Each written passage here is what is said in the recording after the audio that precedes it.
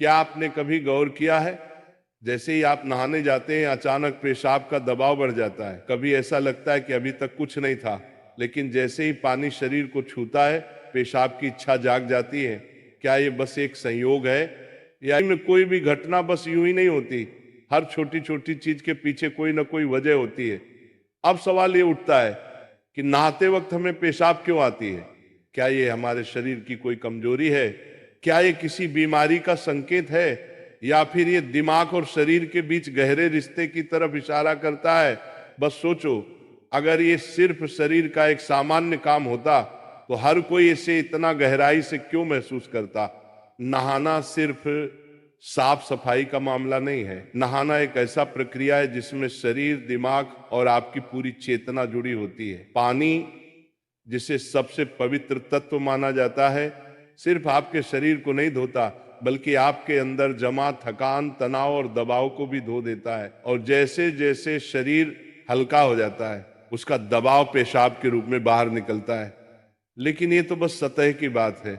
असली कहानी इससे कहीं गहरी है, क्योंकि शरीर का हर अनुभव मन का भी अनुभव होता है और मन का हर अनुभव शरीर में उतरता है।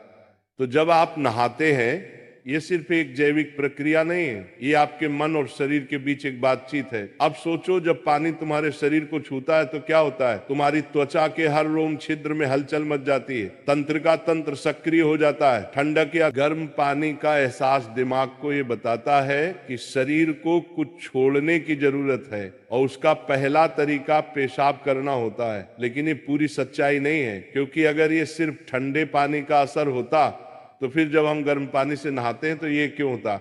अगर ये सिर्फ मूत्राशय की वजह से होता तो नहाने से पहले ये क्यों नहीं होता, और पानी गिरते ही अचानक क्यों होता है? यही वो राज्य है जो लोगों को हैरान कर देता है। जैसे ही आप नहाना शुरू करते हैं, शरीर आराम की स्थिति में चला जाता है, और जैसे ही शरीर आराम करता है सबसे पहले वो दबाव को रिलीज कर देता है। ये दबाव कभी पेशाब के रूप में दिखता है, कभी गहरी सांसों में, और कभी थकान के एहसास में। इंसान तब तक दबाव में रहता है जब तक वो खुद को छोड़ना नहीं सीखता। नहाना, पानी में डूबना, ये सब काम इसलिए अच्छे लगते हैं क्योंकि ये आपके अंदर के बोझ को हटा देते हैं। बस याद करो कि कभी गर्मी में जब तुम ठंडे पानी से नहाने बैठते हो तो पहला छींटा ही पूरा शरीर एक झटका महसूस करता है। उस झटके में शरीर कुछ देर के लिए नियंत्रण खो बैठता है, और नियंत्रण खोने से इच्छा पैदा होती है। अब आप सोचेंगे कि क्या ये हर किसी के साथ होता है? हाँ, लगभग हर किसी ने कभी ना कभी इसे महसूस किया होता है। लेकिन फर्क ये है कि कुछ लोग इसे सामान्य समझकर भूल जाते हैं, और कुछ इसके पीछे छुपे राज की तलाश शुरू कर देते हैं।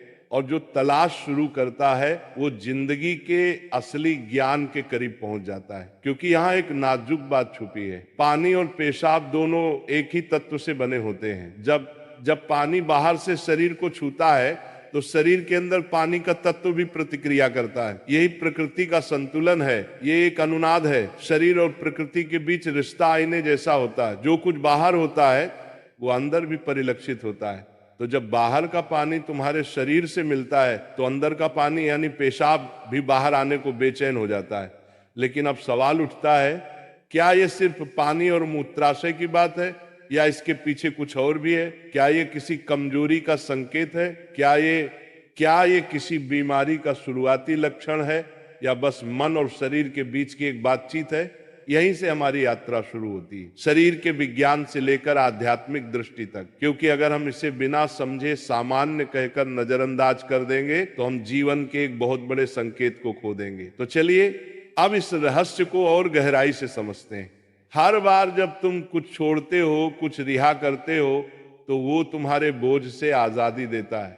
लेकिन ध्यान रखना, ये सफर आसान नहीं होगा, क्योंकि जो दिखता है वो सच नहीं होता, और जो नहीं दिखता वो गहरा सच होता है। लेकिन सवाल यह है कि ऐसा क्यों होता है कि कुछ लोग इसे ज्यादा महसूस करते हैं और कुछ कम? यहां मनोविज्ञान की भूमिका आती है। मनोविज्ञान कहता है कि हमारा मन और शरीर गहराई से जुड़े होते हैं। जैसे ही मन आराम करता है शरीर भी रिलीज होना चाहता है। इसे कैथारसिस कहते हैं। सोचो, जब तुम रोते हो तो कैसा महसूस करते हो? पहले तो भारीपन होता है, लेकिन रोने के बाद हल्कापन महसूस होता है। बिल्कुल ऐसा ही होता है, पेशाब आने में भी ऐसा होता है। ये एक तरह की साफ सफाई है, और नहाना भी ऐसी ही एक प्रक्रिया है जो आराम और तरोताजगी दोनों को जगाती है। इंसान लगातार दबावों के नीचे रहता है, तनाव, इच्छाएं, डर, गुस्सा, चाहते सब अंदर जमा रहते हैं। जब आप नहाते हैं तो पानी सिर्फ शरीर को नहीं धोता, ये आपके दबावों को भी पिघलाता है। और जैसे ही दबाव कम होता है, शरीर से छोटे छोटे रिहाई के संकेत पहले निकलते हैं। मतलब पेशाब आने की इच्छा सिर्फ जैविक नहीं है, बल्कि मनोवैज्ञानिक भी है। ये इस बात की निशानी है कि जैसे ही आप आराम में, शरीर राहत चाहता है। पानी सिर्फ शरीर को साफ नहीं करता, ये आपके अवचेतन तक पहुंचता है, क्योंकि पानी का अस्तित्व बहुत गहरा है। आप मां के गर्भ में पानी से घिरे हुए पैदा हुए थे। आपके पहले अनुभव पानी से जुड़े होते हैं। इसलिए जब भी पानी आपको छूता है, आपका अवचेतन सक्रिय हो जाता है। इसीलिए नहाना इतना सुखद लगता है। इसीलिए पानी में डूबना, किसी झील या समुंदर के किनारे बैठना इतना आरामदायक होता है। और इसीलिए जब भी शरीर पानी से टच करता है तो वह तुरंत राहत चाहता है, क्योंकि ये उसकी सबसे पहली अनुभूति होती है। हर बार जब पानी तुम्हें छूता है तो गर्भाशय का अनुभव वापस आ जाता है। गर्भ में तुम पूरी तरह आराम में थे, कोई तनाव नहीं, कोई दबाव नहीं। पानी का माहौल और राहत पाने का एहसास ही वजह है कि नहाते वक्त पेशाब आना स्वाभाविक होता है। लेकिन अब एक सवाल बचता है, क्या नहाते वक्त पेशाब आने की इच्छा सिर्फ एक सामान्य रिफ्लेक्स है, या ये किसी बीमारी का संकेत भी हो सकता है?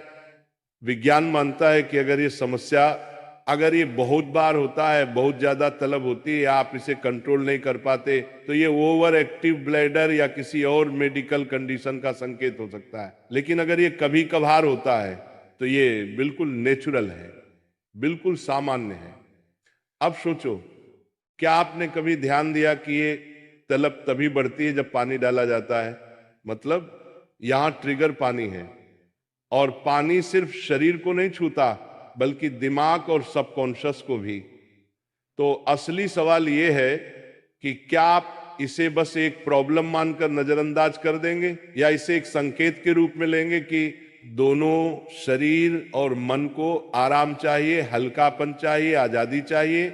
हर तरह की रिहाई सिर्फ जैविक नहीं होती, ये आध्यात्मिक भी होती है। आपको छोटे छोटे रिहाई के मौके दिए गए हैं ताकि आप एक बड़े रिहाई की तरफ बढ़ सकें। पेशाब, आंसू, हंसी, ये छोटे रिहाई के तरीके हैं, लेकिन ध्यान सबसे बड़ी रिहाई है। मतलब अगर आप समझ पाओ कि इच्छा क्यों आती है, तो ये सिर्फ एक शारीरिक अनुभव नहीं रहेगी, बल्कि ध्यान की तरफ एक कदम बनेगी। चलो अब नाम जप करते हैं राधा रानी का। तो